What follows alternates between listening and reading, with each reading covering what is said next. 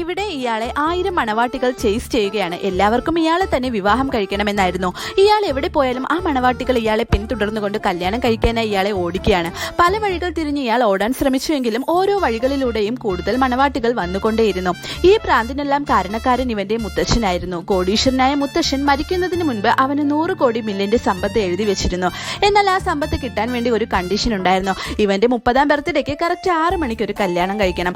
അതിനായി ഒരു പെണ്ണിനെ കണ്ടെത്താൻ വേണ്ടി അവൻ ന്യൂസ് പേപ്പറിൽ ഒരു പരസ്യം കൊടുക്കുന്നു. ഈ പരസ്യം കണ്ടിട്ടായിരുന്നു ഈ കണ്ട പെണ്ണുങ്ങളെല്ലാം അവനു വേണ്ടി പിടിയും വലിയുമായത്. അവൻ അവരോട് ശാന്തമായി സംസാരിക്കാൻ ശ്രമിച്ചെങ്കിലും എത്രയും പെട്ടെന്ന് ഒരു പെണ്ണിനെ ചൂസ് ചെയ്യണമെന്നും പറഞ്ഞ് അവർ അവിടെ ബഹളമായി. അങ്ങനെ അവരുടെ കയ്യിൽ നിന്നും രക്ഷപ്പെടാൻ വേണ്ടി അവൻ അവിടെ നിന്നും ഓടി. മണവാട്ടിമാരുടെ സമ്മേളനവും ബഹളവും കണ്ട് പോലീസും അവിടെ സ്ഥലത്തെത്തി.